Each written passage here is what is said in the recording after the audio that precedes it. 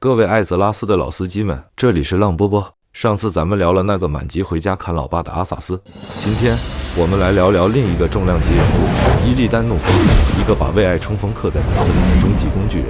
说起伊利丹的账号，那可是开局就风云变色。他和马法里恩是双胞胎兄弟，同一时间创的号，结果系统随机分配的时候，马法里恩就是个普通账号，伊利丹这家伙揉了到了一个伺服器唯一的超稀有属性——金色的眼睛。在当时的暗夜精灵伺服器，这叫欧皇，天选之人，出门自带加100的幸运值和未来必成大器的称号 buff。两兄弟长大后开始选职业，马法里恩选了个德鲁伊，走的是亲近自然的奶爸路线，每天种种花，养养草，跟小动物们排坐，突出一个佛系。他就像那种风景党玩家，追求的是人与自然的和谐。技能全是持续治疗 HUT 和卖萌变熊。伊利丹呢？他觉得德鲁伊练级太慢，打人像刮痧，一点都不帅。他要的是毁天灭地的力量，是 BU 一下小怪就灰飞烟灭的快感，所以他选择了当时版本最强的 DPS 奥数法师，天天泡在主城图书馆里研究技能，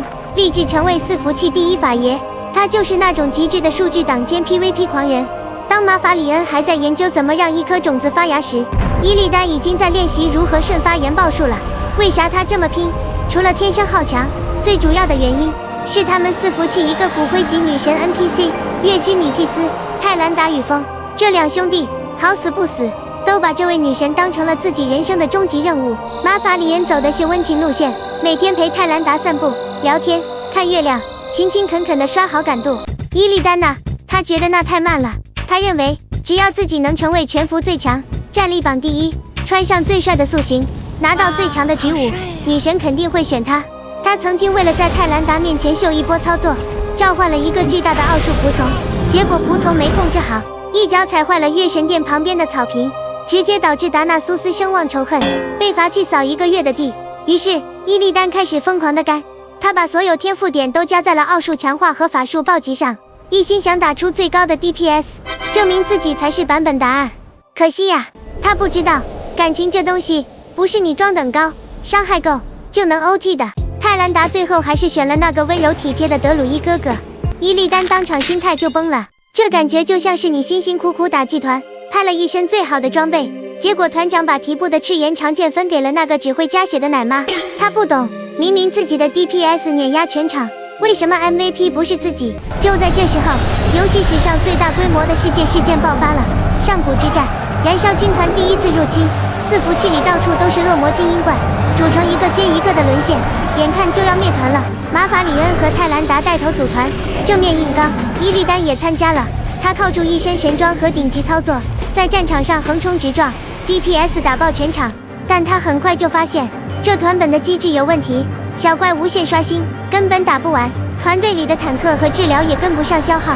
他觉得他哥马法里恩的指挥太保守，太按部就班了。他脑中冒出了一个极度大胆，堪称利用游戏 bug 的想法，既然正面打不过，我为什么不试试卡 bug 呢？他的计划是假装投靠恶魔，混进敌方阵营，从内部搞清楚他们的弱点，再反戈一击。这操作在我们玩家看来，就是想去敌对阵营骗个声望，顺便偷学几个对方的技能，搞不好还能毛走 BOSS 的关键道具。他心里的算盘是这样的：我直接渗透到燃烧军团的指挥部，拿到他们的首领萨格拉斯手上的神器恶魔之魂，不就能直接通关了吗？跟这些小怪浪费时间干嘛？于是他脱离了团队，单枪匹马找到了当时恶魔军团的老大萨格拉斯，表示愿意归顺。萨格拉斯一看，哟，来了个高玩，不错不错。为了表示诚意，萨格拉斯亲手强化了伊利丹，他用邪能火焰烧毁了伊利丹的双眼，然后赐予了他能看穿世间一切魔法的恶魔世界，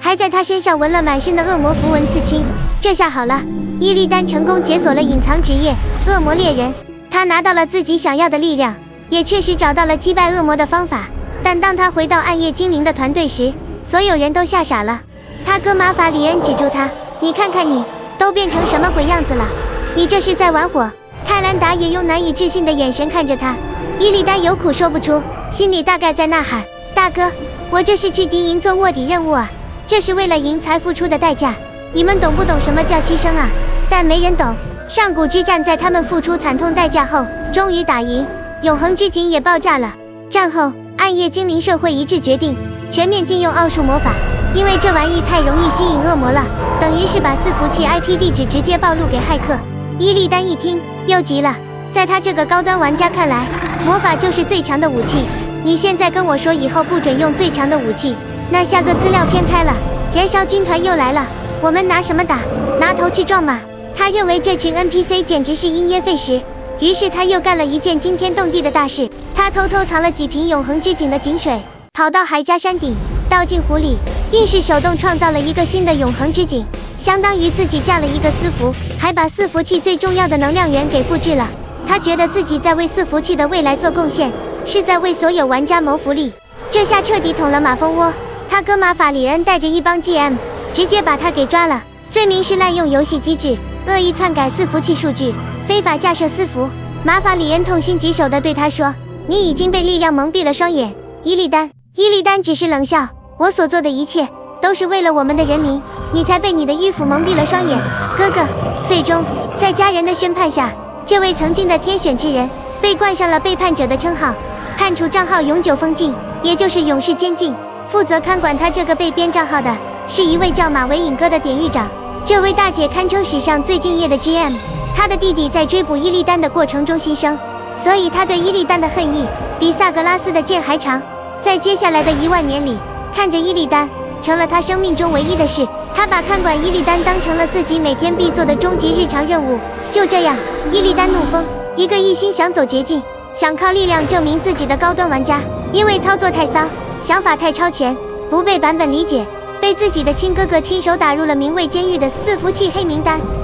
他的人生副本第1阶段就在这无尽的黑暗和孤独中落下了帷幕。但他不知道的是，10000年后，一个叫阿萨斯的家伙会把整个世界搞得天翻地覆，而一位女祭司将会再次需要他那被诅咒的力量。